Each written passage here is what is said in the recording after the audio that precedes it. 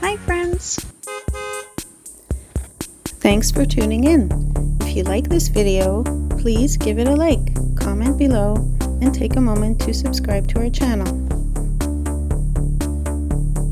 Welcome to Azilda, Ontario, located just a short drive from Sudbury.